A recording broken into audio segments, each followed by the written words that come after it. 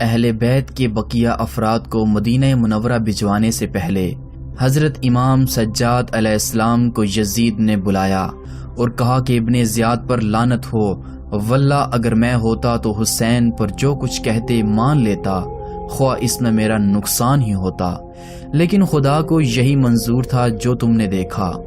بہرحال تمہیں کسی قسم کی ضرورت پیش آئے تو مجھے لکھ دینا۔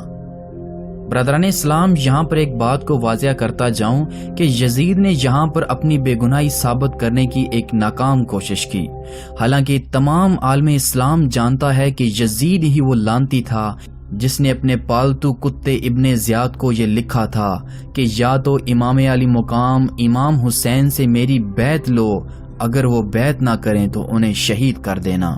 پھر یزید نے حضرت نعمان بن بشیر کو بلا کر کہا کہ ان کو ضروری سامان سفر اور شریف ترین حفاظتی دستے کے ساتھ بحفظ و امان مدینہ منورہ پہنچا دو۔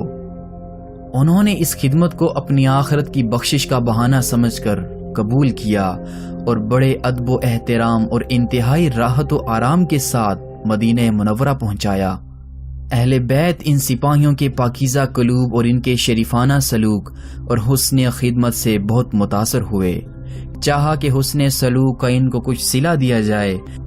چنانچہ بی بی زینب اور حضرت فاطمہ رضی اللہ عنہما نے سونے کے وہ زیورات جو کہ ان کو یزید نے ان کے زیورات کے بدلے میں دیے تھے ان کے پاس بھیجے اور یہ پیغام بھیجا کہ اس وقت ہم معذور ہیں، ہمارے پاس ان کے سوا اور کچھ نہیں، یہ تمہارے حسن سلوک کا شکرانہ اور صلہ ہے۔ حضرت نعمان بن بشیر نے زیورات ان کو واپس کر دیے اور کہا خدا کی قسم ہم نے دنیاوی لالچ کے لیے یہ خدمت نہیں کی بلکہ خدا کی خوشنودی حاصل کرنے اور رسول اللہ صلی اللہ علیہ وسلم کی قرابت کی وجہ سے کی ہے۔ علامہ ابو اسحاق اسفرائینی اپنی کتاب نور العین فی مشہد الحسین میں نقل فرماتے ہیں کہ جب قافلہ دمشق سے مدینہ منورہ کے لیے روانہ ہوا تو راستے میں اہل بیت رسول نے حضرت نعمان سے کہا کہ ہماری یہ آرزو ہے کہ ہمیں براستہ کربلا لے چلیں تاکہ ہم دیکھیں کہ ہمارے عزیزوں کی لاشیں اسی طرح بے گور و کفن پڑی ہوئی ہیں یا کسی نے انہیں دفن کر دیا۔ انہوں نے یہ بات مان لی، چنانچہ یہ قافلہ ماہ سفر کی 20 تاریخ کو کربلا پہنچا۔ اس دن حضرت امام حسین علیہ السلام کی شہادت کو 40 روز گزر چکے تھے۔ جب ان پاک بیبیوں نے پھر اسی مقام کو دیکھا جہاں ان کو پانی کی ایک ایک بوند کے لیے ترسایا گیا تھا، جہاں چمن زہرا کو اجاڑا گیا تھا، جہاں گلشن رسالت کے لہلہاتے ہوئے پھولوں کو تیروں سے چھلنی کیا گیا تھا، جہاں راکب دوش رسول صلی اللہ علیہ وسلم کو زخموں سے چور چور کر کے گھوڑے سے گرا کر خاک و خون میں تڑپایا گیا تھا، فرزند رسول کو برہنہ کر کے ان کے مقدس جسم کو گھوڑوں کی ٹاپوں سے پامال کیا گیا تھا، اہل بیت رسول کے خیمے جلائے گئے تھے، ان پاک ہستیوں کا ساز و سامان لوٹا گیا تھا اور بے اختیار سب کی ہچکیاں بند گئیں۔ سیدہ زینب فرما رہی تھیں، یہاں ہمارے خیمے تھے، یہاں ہمارے جانور بندھے ہوئے تھے۔ پھر اپنے درد بڑے لہجے سے کہا، یہاں میرا علی اکبر خاک و خون میں آلودہ تھا، یہاں میرا معصوم اصغر، یہاں میرا جوان قاسم، میرے اون و محمد کے جسم پڑے ہوئے تھے۔ اور پھر اپنے پیارے بھائی سیدنا امام حسین کا نام لیتے ہی ان کے چیخیں نکل گئیں۔ امام کی قبر انور پر اپنا منہ رکھ کر سیدہ زینب نے سلام کہا اور اس درد سے روئیں کہ روتے ہوئے بے حال ہو گئیں۔ سب قافلے والوں کے رونے کی صدائیں بلند ہوئیں۔ پاک بیبیوں نے اپنے عزیزوں اور سید الشہداء کی قبروں پر جن الفاظ میں اپنے قلبی جذبات کا اظہار کیا وہ کون بیان کر سکتا ہے۔ ایک رات تمام اہل بیت نے وہاں فاتحہ خوانی اور ذکر و تلاوت کی۔ ادھر مدینہ منورہ میں واقع کربلا کی خبریں پہنچ چکی تھیں، اور جب یہ ستم رسیدہ قافلہ شہر میں داخل ہوا تو اس وقت کو دیکھنے کے لیے تمام اہل مدینہ اور ام المؤمنین حضرت ام سلمہ اور حضرت محمد بن حنفیہ اپنے گھروں سے نکل پڑے۔ حضرت ام نعمان بنت عقیل بن نبی طالب اپنے خاندان کی عورتوں کے ساتھ روتی ہوئی نکلی اور کہتی تھیں، لوگو کیا جواب دو گے جب نبی صلی اللہ علیہ وسلم تم سے پوچھیں گے کہ تم نے نبی آخر الزمان کی امت محمد ہو کر میری اطرت اور میرے اہل بیت کے ساتھ میرے بعد کیا سلوک کیا؟ ان میں سے کچھ قیدی بنائے اور کچھ خاک و خون میں تڑپائے۔ کیا میرے واعظ و نصیحت کی یہ جزا تھی کہ میری قرابت کے ساتھ تم نے یہ سلوک کیا؟ ام المؤمنین حضرت ام سلمہ نے فرمایا کہ جن لوگوں نے اولاد رسول اللہ صلی اللہ علیہ وسلم کے ساتھ ایسا سلوک کیا، اللہ تعالیٰ ان پر لعنت کرے، ان کے گھروں اور قبروں کو آگ سے بھر دے۔ سیدہ زینب دوسری عورتوں سے مل کر اس قدر روئیں کہ آپ بے ہوش ہو گئیں۔ سب نے گھروں میں جانے کو کہا۔ سیدنا زین العابدین نے فرمایا، ابا جان نے وصیت کی تھی کہ جب کبھی مدینہ پہنچوں تو سب سے پہلے نانا جان کے روزے اقدس پر حاضر ہوں۔ چنانچہ یہ قافلہ سیدھا روزے رسول پر حاضر ہوا۔ امام زین العابدین جو کہ ابھی تک صبر و تحمل کا پیکر بنے ہوئے تھے، خاموش تھے۔ جو ہی ان کی نظر قبر انور پر پڑی اور ابھی اتنا ہی کہا تھا، نانا جان اپنے نواسے حسین کا سلام قبول کیجئے، ان کے صبر کا پیمانہ چھلک اٹھا اور اس درد کے ساتھ روئے کہ آنکھوں دیکھے حالات بیان کرنے شروع کیے کہ کہرام برپا ہو گیا اور قیامت قائم ہو گئی۔ انہوں نے کہا، نانا جان جسے کندھوں پر بٹھاتے تھے، جسے پھول کی طرح سونگتے تھے، جس کا ماتھا چومتے تھے، ظالم یزیدیوں نے انہیں تلواروں، نیزوں اور تیروں سے چھلنی کر دیا، ان کا سر جسم سے جدا کر دیا۔ نانا جان آپ کی امت نے آپ کی اولاد کو انتہائی بے کسی کی حالت میں بھوکا پیاسا شہید کیا، ہمارے خیموں کو جلایا گیا، ہمارے مال و اسباب سب لوٹ لیے گئے، آپ کی بیٹیوں کو بے پردہ کیا گیا، ان کی چادریں تک اتار لی گئیں اور پھر قیدی بنا کر اونٹوں کی ننگی پیٹھوں پر روانہ کیا گیا۔ شہروں، بازاروں اور در بدر پھرا کر ان کی تذلیل و توہین کی گئی، مجھے بھی قتل کرنے کی کوشش کی گئی تاکہ آپ کی نسل ختم ہو جائے۔ میرے ہاتھوں، پیروں اور گردن میں توق ڈالے گئے، شہداء کے سروں کو نیزے کے اوپر چڑھا کر گلی کوچوں میں پھرایا، ہمیں ابن مرجانہ اور یزید کے سامنے بڑے دربار میں کھڑا کیا، آپ کی آل اولاد کی سخت تذلیل کی گئی۔ اب ہم بیجارو مددگار غم زدہ حالت میں سب کچھ قربان کر کے آئے ہیں۔ پھر کائنات کا یہ مبارک گھرانہ خاتون جنت حضرت فاطمہ الزہرا رضی اللہ عنہا کی قبر مبارک پر تشریف لے گئے اور وہاں بھی حال غم کہا۔ پھر اہل بیت کا یہ قافلہ اپنے گھروں میں آیا تو بنی ہاشم نے وہ نوحہ کیا کہ عبد الملک بن ابی الحارث السلمی کہتے ہیں کہ خدا کی قسم میں نے ہرگز ایسا رونا چلانا نہیں سنا جیسا کہ اس دن بنی ہاشم کی عورتیں اپنے گھروں میں امام حسین پر روئیں۔ سیدہ زینب کے شوہر حضرت عبداللہ بن جعفر کو جب ان کے فرزندوں کی شہادت کی خبر ملی تو ان کے بعض غلام اور احباب تعزیت کے لیے آئے۔ ان کے ایک غلام ابو السلاسل نے کہا کہ یہ مصیبت ہم پر حسین نے ڈالی۔ حضرت عبداللہ نے ایک جوتا کھینچ کر اس کو مارا اور کہا، او بدبخت کے بچے، تو حسین کی نسبت ایسا کلمہ کہتا ہے، خدا کی قسم اگر میں بھی وہاں ہوتا تو میں بھی اپنی جان ان پر قربان کر دیتا۔ اپنے دونوں بیٹوں کی مصیبت کو میں مصیبت نہیں سمجھتا۔ امام زین العابدین رضی اللہ عنہ کی واقع کربلا کے بعد یہی کیفیت و حالت رہی کہ آپ دن کو روزہ رکھتے اور ساری رات عبادت کرتے۔ جب افطار کے وقت آپ کے سامنے کھانا اور پانی پیش کیا جاتا تو فرماتے کہ میرے باپ اور بھائی بھوکے پیاسے شہید ہوئے، افسوس یہ کھانا پانی ان کو نہ ملا، اور رونے لگتے، یہاں تک کہ بمشکل چند لقمے کھاتے اور چند گھونٹ پیتے۔ ان میں بھی آپ کے آنسو مل جاتے۔ آنکھوں سے کربلا کا تصور اور دل سے باپ بھائیوں کی یہ یاد کبھی نہ مٹی۔ عمر بھر آنکھیں اشک بہار رہیں۔ حقیقت یہ ہے کہ حضرت آدم علیہ السلام سے لے کر کسی نبی کے فرزند نے حضرت امام حسین اور امام زین العابدین علیہ السلام کا سا صدمہ نہیں سہا۔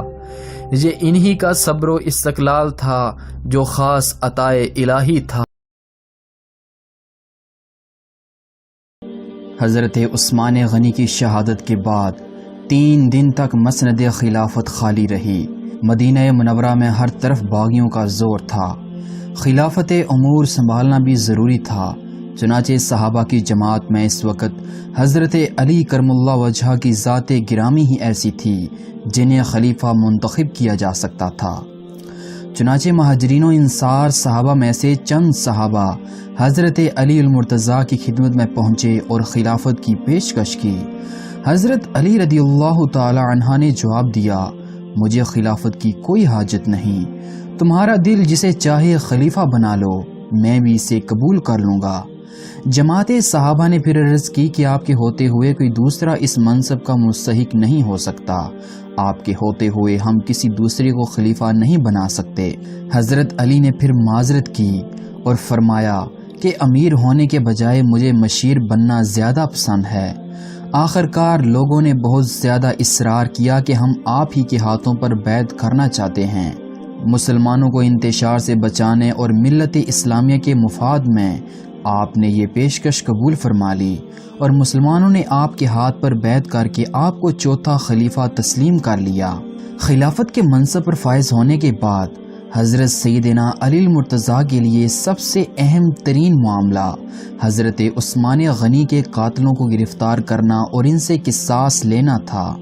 ناظرین محترم، حقیقت میں حضرت سیدنا علی المرتضیٰ بھی قصاص عثمان چاہتے تھے، لیکن وہ سمجھتے تھے کہ ابھی حالات سازگار نہیں ہیں، لہٰذا مصلحتاً وہ اس سلسلے میں دیر کر رہے تھے تاکہ واضح طور پر قاتلین عثمان کو پہچان کر قصاص وصول کیا جائے۔ نیز ابھی تک حضرت سیدنا علی المرتضیٰ کو ابھی اس باغی گروہ پر قوت حاصل نہیں ہوئی تھی، لیکن بعض صحابہ کرام قصاص عثمان کے سلسلے میں بہت جذباتی ہو رہے تھے اور حضرت سیدنا عثمان کے خون کا مطالبہ شدت اختیار کرتا چلا گیا۔ ادھر ملک شام کے گورنر حضرت سیدنا امیر معاویہ تھے۔ پہلے خلیفہ حضرت سیدنا ابوبکر صدیق نے جب ملک شام فتح کیا تو اس وقت حضرت ابوبکر صدیق نے حضرت سیدنا امیر معاویہ کے بھائی حضرت زید بن ابو سفیان کو شام کا گورنر بنا دیا تھا۔ جب ان کا انتقال ہوا تو انہوں نے اپنی جگہ اپنے بھائی حضرت امیر معاویہ بن ابو سفیان کو دمشق کا حاکم بنا دیا۔ حضرت ابوبکر صدیق کے انتقال کے بعد حضرت عمر فاروق رضی اللہ تعالی عنہ نے اپنے دور خلافت میں آپ کو اس عہدے پر برقرار رکھا اور آپ پورے عہد فاروقی میں دمشق کے حاکم رہے۔ اس طرح آپ مجموعی طور پر 20 یا 22 سال ملک شام کے حاکم رہے۔ عوام پر آپ کا بہت بڑا اثر تھا۔ جب سیدنا امیر معاویہ کو حضرت عثمان غنی کی شہادت کی خبر ملی تو آپ بہت افسردہ ہوئے اور آپ نے مدینہ سے حضرت عثمان غنی کا خون آلودہ لباس اور حضرت عثمان غنی کی بیوی حضرت نائلہ کی کٹی ہوئی انگلیاں منگوا کر دمشق کی جامعہ مسجد کے منبر پر آویزاں کر دیں، جسے دیکھ کر شام کے مسلمانوں کے جذبات قاتلوں کے خلاف بھڑک اٹھے اور ان کی گرفتاری کا پرزور مطالبہ شروع کر دیا۔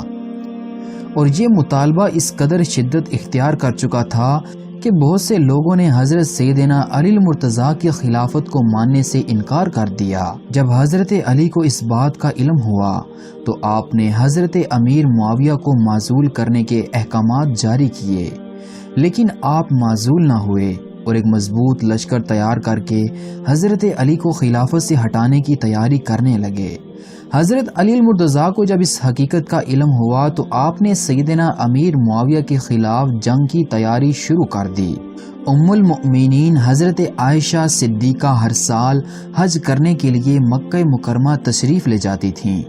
جس وقت حضرت عثمان غنی کی شہادت ہوئی، امی عائشہ صدیقہ اس وقت مکہ مکرمہ میں تشریف فرما تھیں۔ یہیں آپ کو شہادت عثمان اور مدینہ میں بدامنی کی خبریں ملیں۔ یہ افسوسناک حالات سن کر ام المؤمنین حضرت عائشہ صدیقہ نے حضرت عثمان غنی کے خون بے گناہی کے قصاص اور مدینہ میں ہونے والی بدامنی کی اصلاح کی دعوت دی۔ مسلمانوں کی ایک بڑی تعداد ان کے گرد جمع ہو گئی۔ ام المؤمنین نے ان کے سامنے ایک پرجوش تقریر فرمائی۔ لوگوں، مختلف ملکوں کے لوگوں نے چند معمولی باتوں پر سیدنا عثمان کو شہید کر دیا۔ انہوں نے بغاوت کر کے حرام خون بہایا اور شہر مدینہ کا تقدس پامال کیا۔ خدا کی قسم عثمان کی ایک انگلی ان کے جیسے سارے روئے زمین کے عوام سے بڑھ کر ہے۔ عثمان مظلوم شہید کر دیے گئے، لہٰذا عثمان کے خون کا قصاص لے کر اسلام کو معزز کرو۔ ام المؤمنین حضرت سیدنا عائشہ صدیقہ رضی اللہ تعالی عنہا نے جب قصاص کا مطالبہ کیا تو آپ کی اس دعوت پر ہزاروں مسلمان سر کٹانے کے لیے آمادہ ہو گئے اور لاکھوں درہم و دینار اور اونٹ اس دعوت پر لوگوں نے جمع کرانا شروع کر دیے اور 3000 افراد پر مشتمل یہ لشکر مکہ سے بصرہ کی طرف روانہ ہوا۔ ام المؤمنین حضرت عائشہ صدیقہ کا مقصد یہی تھا کہ اس وقت یہودی ابن سبا اور حضرت عثمان کے قاتلوں کا گروہ مدینہ ہی میں موجود ہے۔ ادھر سیدنا علی المرتضیٰ حضرت امیر معاویہ کے مقابلے کی تیاری کر رہے تھے تو آپ کو یہ اطلاع بھی مل گئی کہ ام المؤمنین حضرت عائشہ صدیقہ بصرہ کے لوگوں کو عثمان کے قصاص کی دعوت دے رہی ہیں اور یہ مطالبہ شام کے ساتھ ساتھ بصرہ میں بھی زور پکڑ رہا ہے۔ چنانچہ آپ نے سیدنا امیر معاویہ سے مقابلے کا ارادہ ترک کیا اور مجبوراً ام المؤمنین سے مقابلے کا عزم کرنا پڑا۔ بعض صحابہ نے اس جنگ کو روکنے کی کوشش کی کہ جنگ مسائل کا حل نہیں، بہتر طریقہ امن ہے، اگر امن ہوگا تو قاتلین کو پریشانی ہوگی، اس طرح وہ منظر عام پر آئیں گے اور ان سے قصاص عثمان لیا جائے گا، لہٰذا آپ سیدنا علی المرتضیٰ کے ہاتھ پر بیعت کر لیں اور یہ امت کے لیے بہترین موقع ہے۔ اگر آپ اپنی ضد پر قائم رہے تو نہ تو امن ہوگا اور نہ ہی قصاص لیا جائے گا۔ قاصد کی یہ باتیں حضرت عائشہ صدیقہ رضی اللہ تعالی عنہا نے پسند فرمائیں اور فرمایا کہ اگر علی بھی تمہاری ان باتوں کو پسند کریں تو معاملات بہتر ہو سکتے ہیں۔ قاصد نے یہ خوشخبری امام علی المرتضیٰ کو سنائی۔ آپ یہ پیغام سن کر بہت خوش ہوئے۔ اسلام دشمن سبائیوں اور حضرت عثمان غنی کے قاتلوں کو جب مسلمانوں میں اتفاق ہوتا نظر آیا اور آپس میں کہنے لگے اگر دونوں فریقوں میں صلح ہو گئی تو ہم لوگوں کی خیر نہیں اور ہم میں سے کوئی بھی زندہ نہیں بچے گا، اس لیے بہتر یہی ہے دونوں فریقوں کو غور و فکر کا موقع نہ دو اور باقاعدہ مصالحت ہونے سے پہلے دونوں فوجوں کو باہم لڑا دو۔ تبری میں روایت ہے کہ حضرت علی اور حضرت عائشہ صدیقہ کے درمیان مختلف معاملات پر بحث و مباحثہ ہونے کے بعد اتفاقی طور پر یہ طے پایا کہ امت کی بہتری صلاح میں ہے، لہٰذا دونوں لشکر مطمئن اور مسرور ہو کر چلے گئے اور رات دونوں لشکر سکون سے سو گئے۔ یہودی ابن سبا کے اعلیٰ کار سبائیوں کے لیے یہ صلح بڑی تکلیف دہ تھی۔ انہوں نے سوچا کہ اگر یہ رات خیر و عافیت سے گزر گئی تو دن ہوتے ہی فوجیں اپنے گھروں کو چلی جائیں گی اور یہ موقع ضائع ہو جائے گا، لہٰذا صبح ہونے سے پہلے اندھیرے میں دونوں فوجوں کو باہم لڑوا دیا جائے۔ چنانچہ اسلام دشمن سبائی راتوں رات دونوں فوجوں میں پھیل گئے اور سوتے ہوئے مسلمانوں پر حملہ کر دیا۔ ہر فریق نے یہی گمان کیا کہ دوسرے فریق نے معاہدے کی خلاف ورزی کی ہے، لہٰذا صبح ہوتے ہوتے دونوں فریقوں میں خونریز جنگ شروع ہو چکی تھی، جو کہ تاریخ اسلام میں جنگ جمل کے نام سے مشہور ہوئی۔ جنگ کے دوران حضرت علی نے حضرت زبیر کو نبی کریم صلی اللہ علیہ وسلم کا ارشاد سنایا تو وہ جنگ سے الگ ہو گئے۔ جنگ زوروں پر تھی، فریقین ایک دوسرے پر تابڑ توڑ حملے کرتے رہے۔ امی عائشہ صدیقہ اونٹ پر بیٹھی اپنے جانبازوں کی حوصلہ افزائی کرتی رہیں۔ حضرت سیدنا علی المرتضیٰ نے یہ اندازہ لگا لیا کہ جب تک اونٹ اپنی جگہ کھڑا ہے اس وقت تک خونریزی ختم نہ ہوگی، لہٰذا آپ نے اپنی فوج کو حکم دیا کہ حضرت عائشہ صدیقہ کے اونٹ کے پاؤں زخمی کر دیے جائیں۔ چنانچہ ایسا ہی ہوا اور اونٹ زخمی ہو کر بیٹھ گیا۔